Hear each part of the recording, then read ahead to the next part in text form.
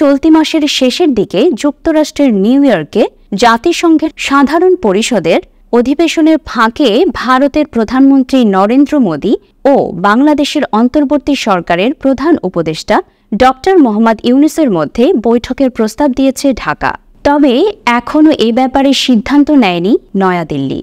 বিষয়টি সম্পর্কে অবগত এমন ব্যক্তিদের বরাত দিয়ে শনিবার ভারতীয় সংবাদ মাধ্যম হিন্দুস্তান টাইমস এ খবর জানিয়েছে।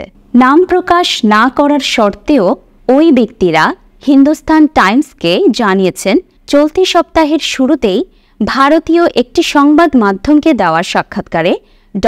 মোহাম্মদ ইউনূস যেসব মন্তব্য করেছেন তাতে নরেন্দ্র মোদীর সঙ্গে তার এই বৈঠক হওয়ার সম্ভাবনা নেই বলেই মনে হচ্ছে।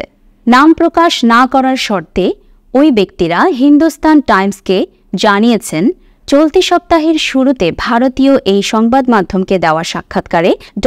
মোহাম্মদ ইউনূস যেসব মন্তব্য করেছেন তাতে নরেন্দ্র মোদীর সঙ্গে তার এই বৈঠক হওয়ার সম্ভাবনা নেই বলেই মনে হচ্ছে। এর কারণ হিসেবে তারা বলেছেন, ওই সাক্ষাৎকারে ড. মোহাম্মদ ইউনূস যেসব মন্তব্য করেছেন সেগুলোকে ভালোভাবে নেয়নি নয়াদিল্লি।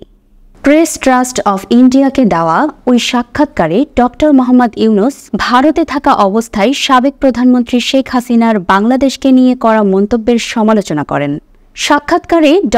ইউনূস ইঙ্গিত দেন বাংলাদেশ শেখ হাসিনাকে ফেরত চাইতে পারে এবং বলেন, শেখ হাসিনার আওয়ামী লীগ ছাড়া বাংলাদেশের সব দল ইসলামপন্থী। এই বয়ান থেকে ভারতের সরে আসা উচিত।